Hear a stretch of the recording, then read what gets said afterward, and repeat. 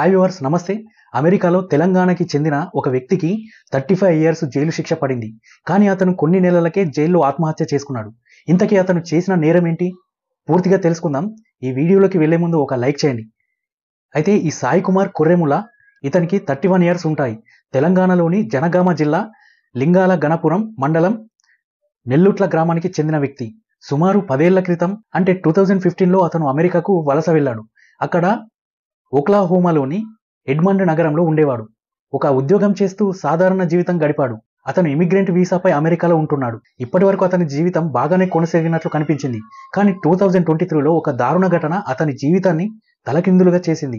అసలు ఏం జరిగిందంటే 2023 అక్టోబర్లో అమెరికా FBI ఒక కేసును ఎంక్వైరీ చేసింది. మీ అందరికీ తెలుసు కదా, సోషల్ మీడియా యాప్ స్నాప్చాట్. ఈ స్నాప్చాట్లో ఒక అకౌంట్ను విచారించడం మొదలుపెట్టింది. ఈ అకౌంట్ 13 నుండి 15 ఏళ్ల బాలుడిగా నటిస్తూ మెసేజ్లు వచ్చేవి. బాలికలను లైంగిక వేధిస్తుందని పోలీసులకి కంప్లైంట్ వచ్చింది. అయితే అమెరికాలో పోలీసులు ఎంక్వైరీ మొదలుపెట్టారు. ఎంక్వైరీలో ఏం తేలిందో తెలుసా?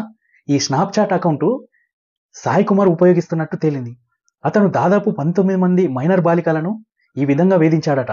సాయి కుమార్ ఆ అమ్మాయిల్ని మోసం చేయడానికి ఒక టీనేజ్ బాయ్గా నటించేవాడట. టీనేజ్ బాయ్గా మెసేజ్లు చేసేవాడట. వారి దగ్గర నమ్మకంగా ఉండి ఆ తర్వాత వారిని బెదిరించేవాడు. ఒకవేళ ఆ అమ్మాయిలు అతన్ని అవాయిడ్ చేస్తే వారి అభ్యంతరకరమైన ఉన్న ఏవైనా ఫోటోలు ఉంటే బయట పెడతానని బ్లాక్మెయిల్ చేసేవాడు.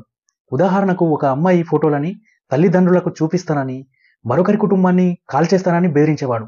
ఇంకొకరి ఫోటోలను పబ్లిక్గా పోస్ట్ చేస్తానని బెదిరించాడు. సాయి కుమార్ ఇలా చేయడంతో ఆ అమ్మాయిలు మానసికంగా ఒత్తిడికి గురయ్యేవారట.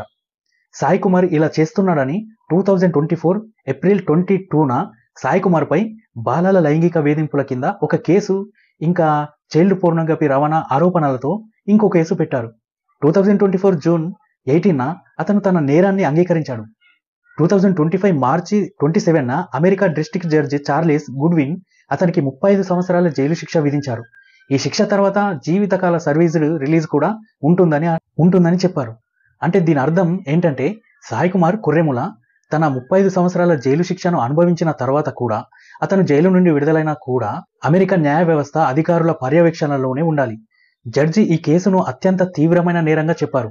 ఎందుకంటే ఇది చిన్నారులను మానసికంగా బాధ పెట్టి వాళ్ళని జీవితకాలం ఆ బాధని అనుభవించేలా చేసిందని, అలా వాళ్ళకి గుర్తుండేలా చేసిందని చెప్పారు. ఈ శిక్ష విధించిన కొన్ని నెలల తర్వాత సాయి కుమార్ మానసిక ఆందోళనకు గురై 2025 జూలై 26న జైల్లో ఆత్మహత్య చేసుకున్నాడు.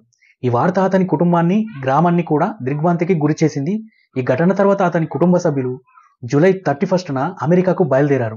ఈ కేసు అనేది సోషల్ మీడియా దుర్వినియోగం, ఇంకా బాలల రక్షణ గురించి మరోసారి చర్చనీయాంశంగా మారింది. ఈ దారుణమైన ఘటన సోషల్ మీడియా ఉపయోగంలో జాగ్రత్తలు తీసుకోవడం ఎంత ముఖ్యమో చెబుతుంది. పిల్లలు, యువత ఆన్లైన్లో ఎవరితో మాట్లాడుతున్నారు, ఎలాంటి సమాచారాన్ని షేర్ చేస్తున్నారు అనే దానిపై తల్లిదండ్రులు శ్రద్ధ వహించాలి.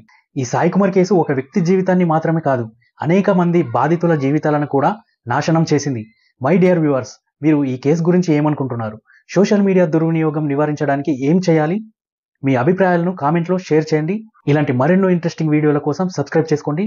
మరో ఇంట్రెస్టింగ్ వీడియోతో మళ్ళీ కలుద్దాం. Thank you for watching.